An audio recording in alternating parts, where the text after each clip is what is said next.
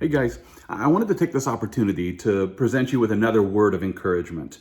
You might not know this, but it was Monday, May the 11th, when the CDC updated their information about the spread of the novel coronavirus. And according to the most recent research, this virus does not spread easily from touching surfaces or objects.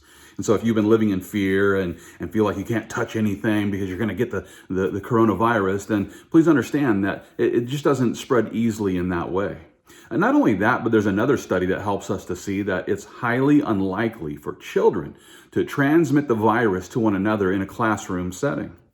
The study also found that there were no cases of a teacher getting the virus from a student.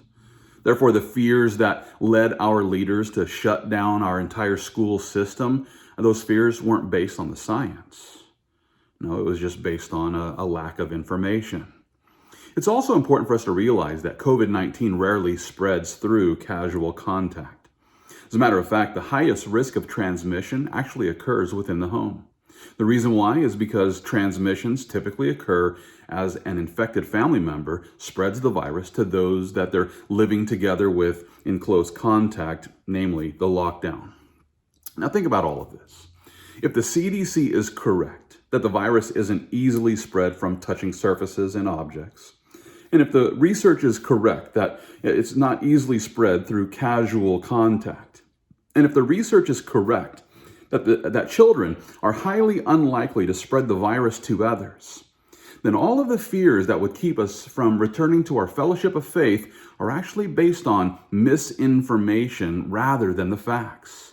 These fears are based on half-truths and even whole lies. And with that being the case, I encourage you, let's walk in the truth.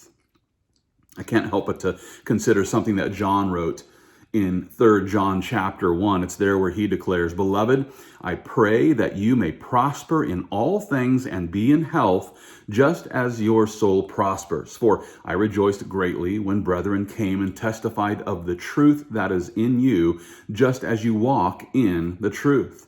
I have no greater joy than to hear that my children walk in the truth." As the pastor at Calvary South Austin, this really resonates in my heart because I also take great joy in knowing that the people at Calvary South Austin walk in the truth. Therefore, rather than living in the fear that's caused by half-truths or whole lies, I encourage you, let's walk in the truth because the truth will set us free from all of the fears created by lies.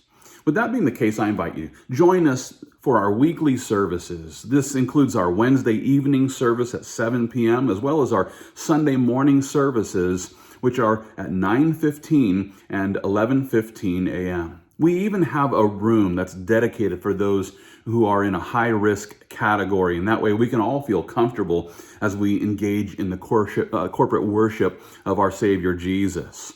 Now, if you have questions about the measures that we're taking to create a safe place for us to worship, please don't hesitate to connect with us by sending your questions to info@calvarysouthaustin.com. I hope to see you this Sunday here at Calvary South Austin. But until then, let's continue to fight the good fight of faith, all for the glory of God.